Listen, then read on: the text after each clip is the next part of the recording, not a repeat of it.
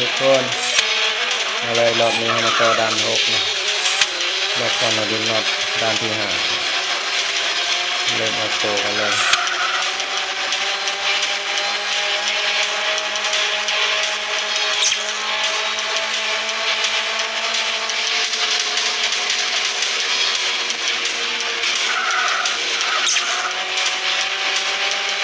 โคตรไวเลย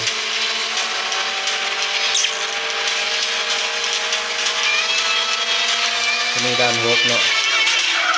เขาโค้งได้อยู่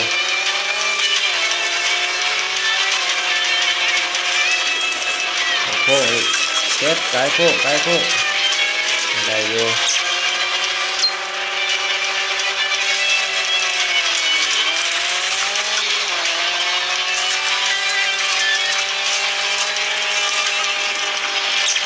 เขาโค้งโอ้เสียหลักบัดได้อยู่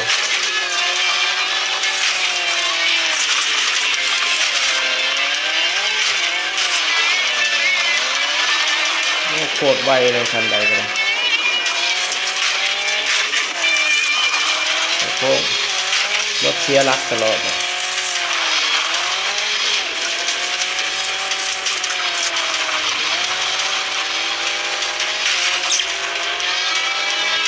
นอนเห็นคนใจแล้ว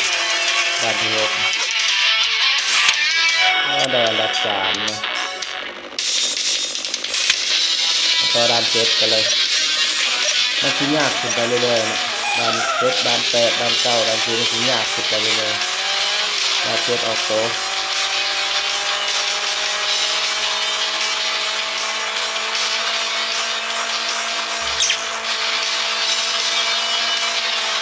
ด้านนำหนาเลยเสียหลักยังได้อยู่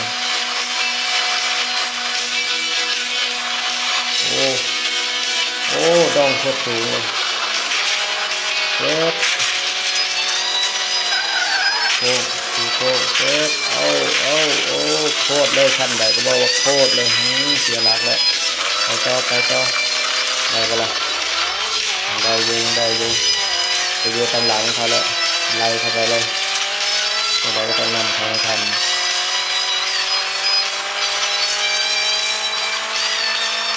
เขาไปไกลเลยดูเห็นเก่งเลยโอ้เสียหลักโอ้ต่ำนี่แหละกระจกแตกเลยนำเขาให้ทัน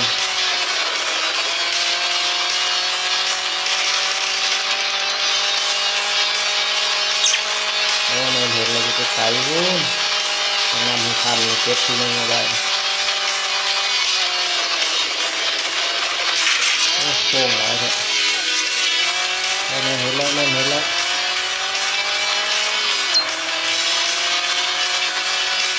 แข่งได้ก็เลยแข่งได้คันนึงแล้ว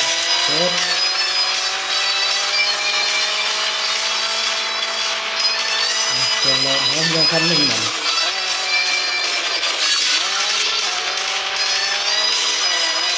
โอ้แข่งได้แล้วคันนึงนำหนาแล้วคือนำหนาแล้วแบบเราจะเก็บที่นึงให้ได้ดันโอ้โคตรไวเลยลูกเรียบร้อยติดอันดับ1อันที่7นะมาต่อด้านที่8แข่งกันคืนนะสนามก็คืนอยู่กลางตาเลยโอ้คันไวเราโอ้ไวเรา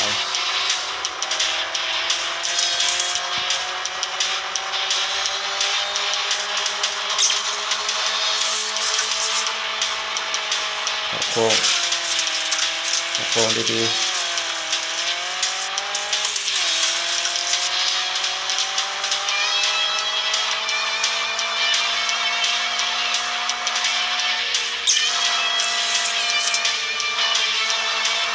โคตรไวเลยรถคันใดก็ได้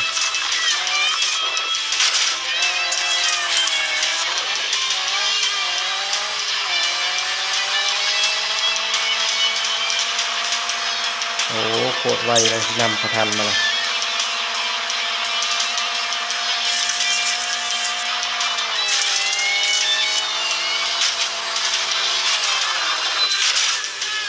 โอ้เสียหลักโอ้ต่ำอีกแล้วโอ้ต่ำอีกแล้วมันจะทันมาต่ำตลอดที่น้ำเขาทันมาละเสียหลักอยู่นี่ก็เขาเสียเอาอย่างพอความข่าวอยู่บ้าน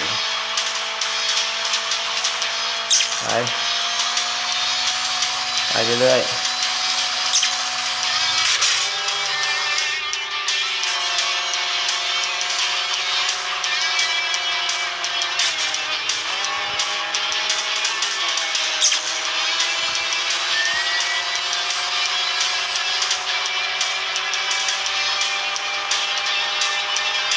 เราเข้ามาทางคอนกรีตแล้วก่อนจะได้เก็บชัยชนะให้ได้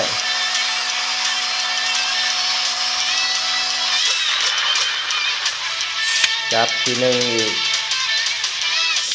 ระดับมือโปพี่น้องดาวที่เก้า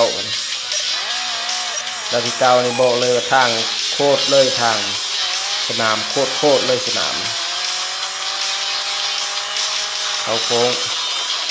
ค้งเป็นโค้งเลยด่านที่เก้าโอ้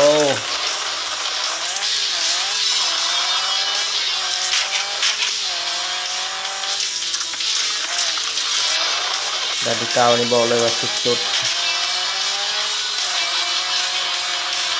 รู้ว่าสิเก็ตได้อันดับที่เท่าไหร่บอกเลยว่าสุดเลยทาง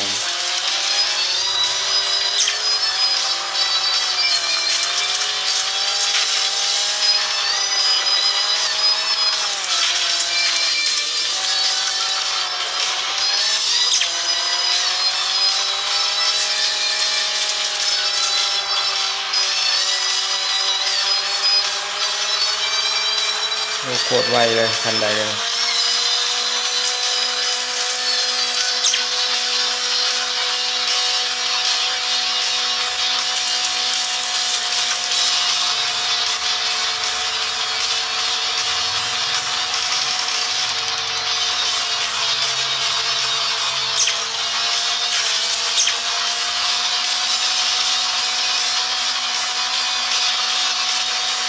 โอ้บิดเลยโอ้